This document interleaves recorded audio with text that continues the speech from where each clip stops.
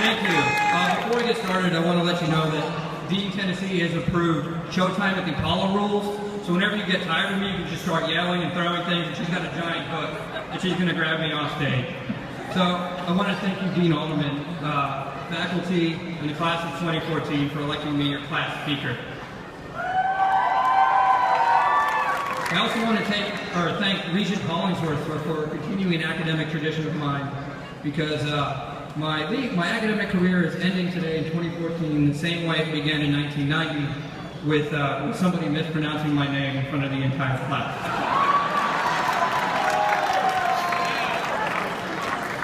Also, thank you, Regent Wells, for taking the time to join us tonight.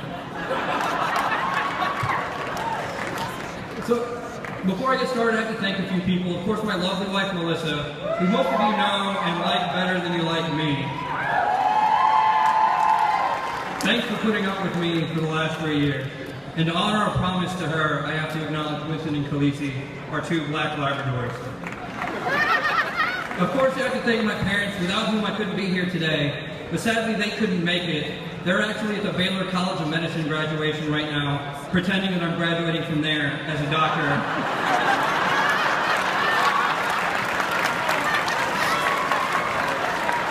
Like a good Indian kid would. Now, I spent a lot of time thinking about the last 3 years while writing this speech and kept coming back to the same ideas and same conclusions, that law school is really the weirdest place. I mean, it's not really designed for team building or cooperation or interacting normally with other human beings. We're separated in sections and forced to compete against our peers. It's like someone long ago read Lord of the Flies and thought, that's a really, really good idea. Let's put it into the field. It had me nervous before I started because I'm kind of chubby, normally wear glasses, and don't have a costume.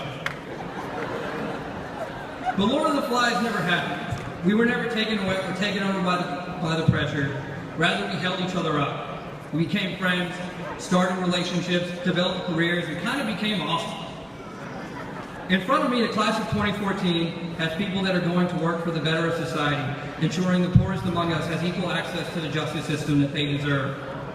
We have people going to work for the largest law firms in the world to represent the largest companies on earth, and those joining plaintiffs' firms to sue those people at the largest companies in the world. In front of me, we have politicians, Ben Wells, CEOs, Megan DeIce, nonprofit leaders, Laura Duncan, and gajillionaire trial lawyers, Rose Garden Smoker Cruz. But what we have and what we will become is not what I'm going to remember about law school. It's about who we are. I'll remember always being able to stop by the Commons, wake up a napping to Michael Groves, and have very serious debates on the merits of Batman. I remember Audrey Huffman, in the depths of finals, always having an infectious and insatiable love of the law that made tax law seem really, really interesting.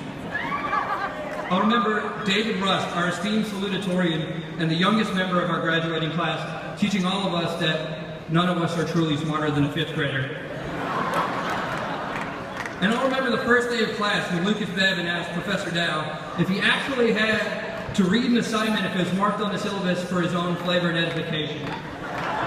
And I'll remember Professor Dow's forehead veins throbbing in response. But I'll remember how that changed over the years, because by the last day of class, Dino Arslanigic asked our professor if we could write a final paper in Courier New Font. And if you don't get that joke, it just means you've never written a law review paper. So we had each other to lean on through long nights in the library and basement, never-ending classes, and competitions and journal work. We went to law school together, not competing against one another. And this is a school after all, and we had amazing teachers along the way. Professors Duncan and Wells, who taught us every nook and cranny of the law and left us feeling like we knew everything in the world. On the other hand, we had professors like Dow and Bush. Rather than teaching us what to think, they taught us how to think, and left us thinking that, you know, maybe with the right argument, the world is actually flat. And we all watched Professor Mall bounce around the front of the room in business organizations like an old school screensaver.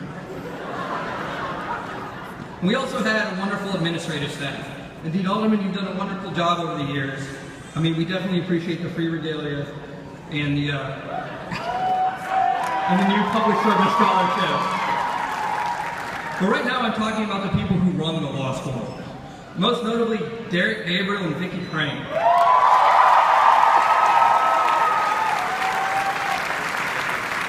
They're the solver of all of our problems, the oracle of student organizations, the masters of our schedule. I mean, how many of us wrote officer in the student organization on our resumes when it really says, or when it really should say, frequent visitor to Vicky Crane?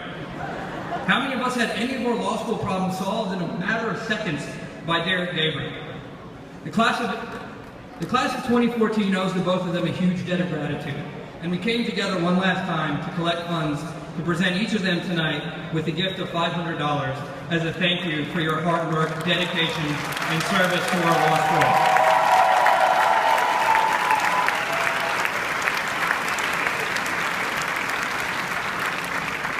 Because that's really it. We finished law school thanks to everyone around us, like Derek and Vicky. We stand on their shoulders. Our parents who work night shifts for us. Thanks, Mom. She actually is here, by the way, not at Baylor. Professor Brule, who stayed at the law school till midnight to grade all of our practice exams, however terrible they might be. Laura Neal, who made sure the student loan process was as easy and fun as taking out 6 figures in debt can be. Chris and the other security guards worked all night to ensure our safety so we could work all night. And the maintenance staff who got up every day and patched together a creaky old building to ensure we had an environment that was safe, hospitable, and according to the sign in the sub-basement, recently asbestos-free.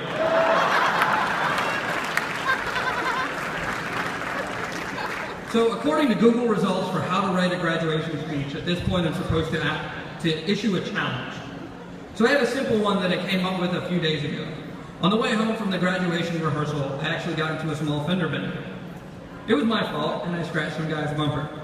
He got out of his car, let me know that he was driving a Mercedes, like I couldn't see the sign on the back of his car, and told me that I was screwed because I had the gall to hit a lawyer and scratch his bumper. Here's my challenge. Don't be that guy.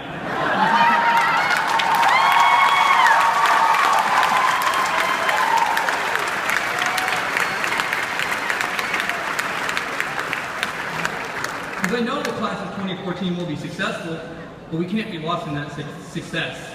We have to take a moment to appreciate the hard work of everyone around us. The people fixing our streets, picking up our trash, maintaining our buildings, people who make sure our offices will be clean enough so we can host clients every morning. Because they're doing the same thing that our parents, grandparents, teachers, and administrators did for us. Working hard so people can have the same opportunities that we had to walk across the stage today. And they deserve our respect and admiration.